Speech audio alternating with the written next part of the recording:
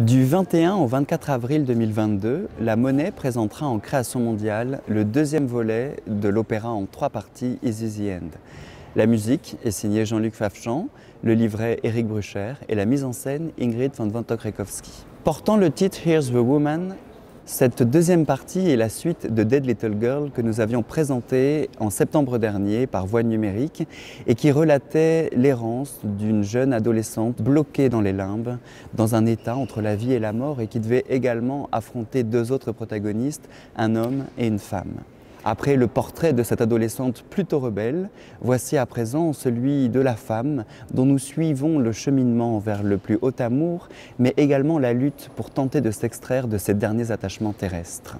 Afin d'approfondir la découverte de cet opéra inédit, nous avons réuni les 3 créateurs de ce spectacle ici, au Musée royal des Beaux-Arts de Bruxelles, au cœur du département de peinture consacré aux maîtres anciens et plus spécifiquement devant la Tentation de Saint-Antoine de Jérôme Bosch. En effet, les références à Bosch, mais également à Peter Bruegel l'Ancien, sont évidentes dans l'esthétique générale du spectacle.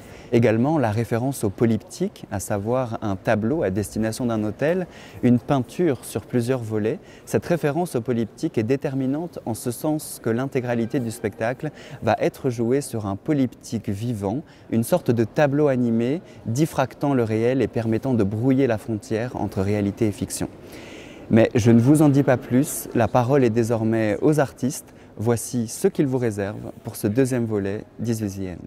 C'est précisément à cause de ce destin religieux de la femme qu'elle est obligée toujours d'être meilleure, encore meilleure que l'homme. C'est un projet qui, finalement, interroge la mort. Donc c'est un sujet grave, mais que nous traitons de façon fantaisiste et avec pas mal d'humour. Est-ce que c'est la fin? Qu'est-ce que c'est que la mort? Et au fond, avec Jean-Luc et Ingrid, on s'est interrogé sur cette question de savoir si, quand on nous dit mort, est-ce qu'on est véritablement mort? Et le pendant de cela, c'est quand on est vivant, est-ce que nous sommes véritablement vivants ou des morts vivants? C'est-à-dire, la question est quelle est la réalité ou la fiction de nos vies?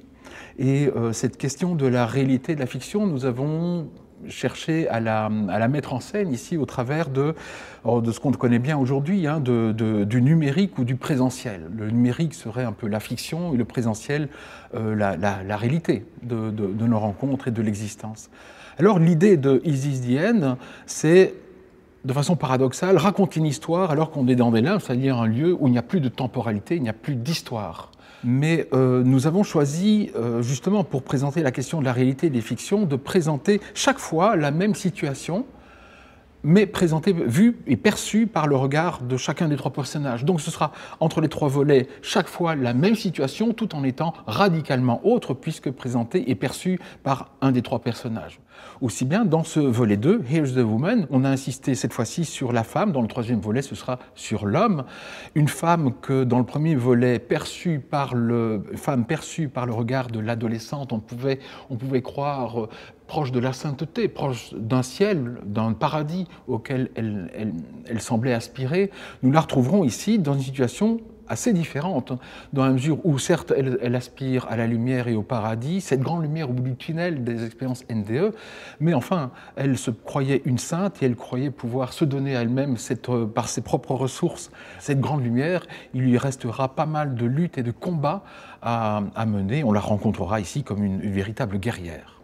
C'est quasiment la woman, hein, dans toute son aspiration. Alors cette femme qui arrive ici dans les limbes, elle est donc chantée par une mezzo-soprano qui est interprétée par Alban Carrère. Et cette mezzo-soprano a un traitement vocal qui est assez différent de la manière dont l'adolescente était dépeinte. Celle-ci était très exacerbée, très excitée, très en colère, avec des mouvements vocaux parfois proches de la virtuosité pure. Alors que la femme à laquelle on a affaire ici, elle est évidemment plus centrée, plus mûre, et elle a une vocalité quelque part plus émotionnellement lyrique. Ce personnage est donc, on l'a dit, dans un questionnement qui est presque religieux. Au fond, elle cherche à se relier à un futur, à relier ce futur à son passé, et aussi quelque part à se relier aux autres personnages. Donc il y a évidemment plus d'émotions aussi par ce fait-là. par le fait qu'elle cherche quelque part des alliances peut-être, et aussi elle cherche à se dépatouiller d'une situation où elle est au fond dans un enfer. Parce qu'elle qui croit qu'il y a un paradis, du coup, elle est confrontée au fait qu'il y a des monstres, des gobelins, des ghouls, toutes sortes de... Enfin, tout l'univers, au fond, du gothique qui est ici convoqué. Donc, gothique, Moyen-Âge, de ce fait, une structure musicale qui s'articule autour d'une part, la polyphonie, un peu à la Hockeghem, parfois même presque modale, cette polyphonie, et puis des arrêts sur des airs qui sont des chansons, plutôt des chansons de geste, c'est-à-dire, on l'a dit, des chansons d'héroïsme, des chansons de combat, de lutte. Avec ceci, il y a évidemment un accompagnement. L'accompagnement, c'est le même orchestre, un orchestre par un, on a envie de dire, c'est-à-dire un concertino dans lequel chaque famille d'instruments est représentée par un seul individu, un seul élément. Et puis, se sont ajoutés ici, justement en fonction de ce sujet un peu religieux, des instruments plus rituels que dans le premier volet. Donc, d'une part, on a du côté des percussions, par exemple, les taiko japonais qui interviennent dans ces différents rituels ou dans le no ou dans d'autres éléments. Et puis, nous avons, par exemple, le bendir berbère. Dans cet orchestre, ou en dehors de cet orchestre, il y a aussi un peu d'électronique, du sound design, comme si on était au cinéma, et puis un orgue, enfin des orgues, les orgues de Notre-Dame du Sablon, qui interviennent par 3 fois, comme si on était dans justement cet univers gothique, presque dans un temple. Bon, il ne faudrait pas croire pour autant qu'on est à la messe, parce qu'il y a pas mal de moments de contraste assez forts. L'idée ici n'est pas de se fonder sur un langage et un discours strictement homogène, mais plutôt d'intégrer dans une sorte de paysage sonore des styles différents, des styles divers qui, au fond, viennent s'interpénétrer. Et alors, du coup, si on veut, ce que je tente ici, c'est que tout soit à la fois intégré et jamais prévisible. Et enfin, donc en plus de tout cela, il y a encore les chœurs. Les chœurs qui ont une fonction multiple, ils sont à la fois, bien sûr, commentateurs de l'action, mais même en tant que commentateurs, ils ont un statut un peu particulier, assez théâtral, c'est-à-dire qu'en fait, ils sont la multitude qui occupe les limbes, la multitude de ces gens qui sont dans la même position que nos 3 personnages principaux, c'est-à-dire ils sont là et ils n'avancent pas. Mais il semble bien que ceux auxquels notre femme a affaire ici soient un peu différents de ces personnages perdus que rencontrait la jeune fille, puisque ici, ces personnages, ils ont l'air d'être décidés à rester là et à embêter tous ceux qui passeront. Ou descensionnel dans ce cas-ci. On a beaucoup joué, où Régine, la costumière et créatrice costume, c'est vraiment inspiré de ça avec les choses existantes. Alors on l'a entendu, on est dans les limbes, on est dans un espace-temps totalement hors du quotidien. C'est un espace-temps qu'on ne connaît pas, donc il fallait imaginer quelque chose de très particulier. Et de l'autre côté, on est dans un univers assez boschien, et d'ailleurs, on est ici juste devant la tentation de Saint-Antoine. Jean-Luc l'a évoqué, donc c'est toujours un choc entre un univers sacré, mais extrêmement grotesque. Et je crois que ce choc entre différents éléments, le choc entre des univers très différents qui se retrouvent ensemble, eh bien c'est ça qui produit du théâtre, c'est ça qui est extrêmement puissant et théâtral.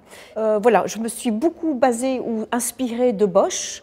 Et vous allez voir aussi, bien sûr, ici, c'est un triptyque. Alors, le triptyque n'est pas dans une narration linéaire. Le triptyque propose les 3 tableaux simultanément. Et il y a le spectateur qui peut se faire ses liens, c'est lui qui crée son histoire.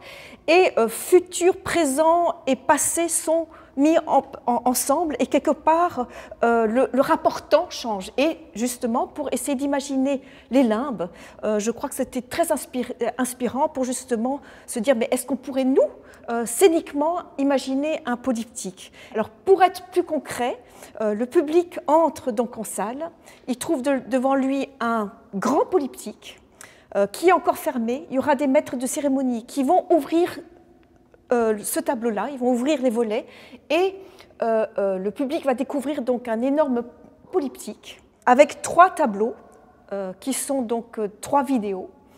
Mais ce qui est extrêmement important, c'est qu'il y aura aussi la présence des chanteurs en live. Ils sont présents, les chanteurs sont derrière les écrans, ils sont dans la structure même, ils font partie de ce polyptyque. Alors l'idée, c'est justement de jouer sur cette ambiguïté, ou ce questionnement, sont-ils là, est-ce qu'ils sont là ou est-ce qu'ils ne sont pas là, est-ce qu'ils sont réels, pas réels. Et donc au fond, c'est vrai, cette question du réel, pas réel, était une des questions à laquelle on était confronté dans la musique aussi. Donc il faut savoir que la musique est enregistrée, a priori.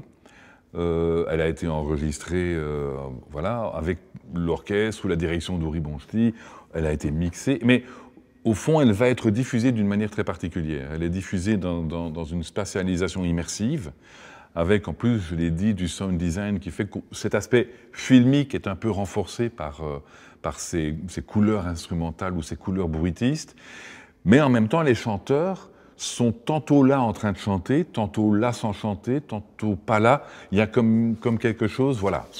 Effectivement, leur présence est questionnée, et elle est questionnée dans la diffusion sonore et musicale elle-même.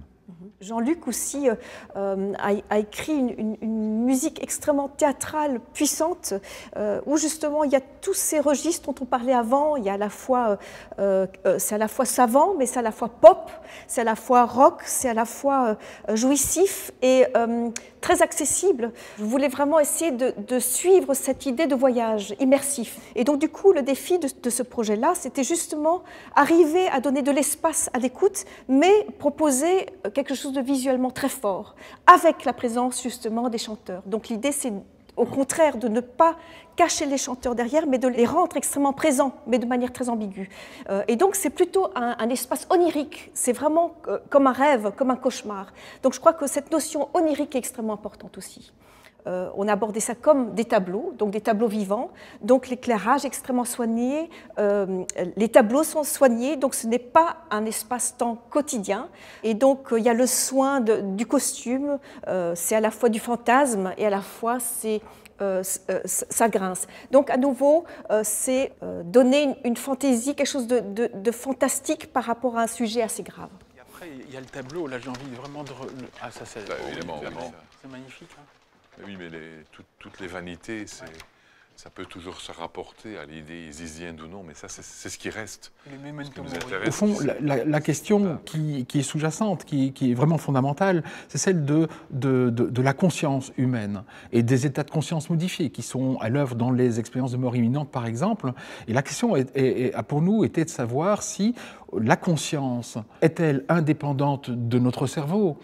Et donc, poursuit-elle une existence après la destruction du corps et qui donne lieu aux spiritualités, d'où le côté religieux, de religiosité en tout cas, de certains aspects de ce volet, ou alors la conscience est-elle liée strictement au cerveau et est-elle détruite avec la destruction du cerveau? Et on est dans le matérialisme qui justifie la dimension médicale, puisqu'alors il s'agit de se soigner, de vivre cette vie-ci le plus longtemps possible. Oui. C'est en fait en ce sens que c'est un pop requiem, c'est pas juste une formule publicitaire pop requiem. En fait, ce qui se passe, c'est que c'est un requiem, puisqu'il s'agit bien de parler, on l'a dit, de cet état de partance.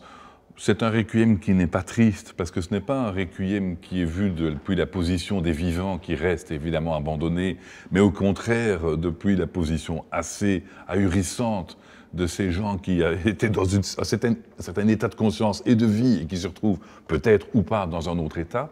Donc, en ce sens-là, c'est un requiem. C'est aussi un requiem parce qu'on s'ingénie dans le livret, dans les pièces musicales, à citer des éléments du requiem, donc les fameux numéros du requiem chrétien, Liberame, Sanctus et des choses comme ça. L'introit, évidemment, justement le requiem. Donc ces éléments sont cités d'un volet à l'autre. D'ailleurs, ça change, ça revient, ça se transforme, ça repart. Mais aussi, en même temps, la volonté était vraiment que toutes les références ne soient pas strictement, comme je dirais dans l'art classique, des références mythologiques, anciennes ou sérieuses ou religieuses. Il y a énormément de références qui viennent, on l'a dit déjà, de la science-fiction. L'ambiance générale est plutôt fantastique. On se mêle ici à des styles musicaux qui sont des styles pop, voilà, pop culture, on va dire. La bande dessinée n'est jamais loin non plus dans certaines références. Donc, en réalité, il s'agit vraiment de faire vibrer ensemble les états les plus élevés de l'expérience humaine et en même temps l'actualité, les choses qu'on voit, les breaking news, les choses actuelles.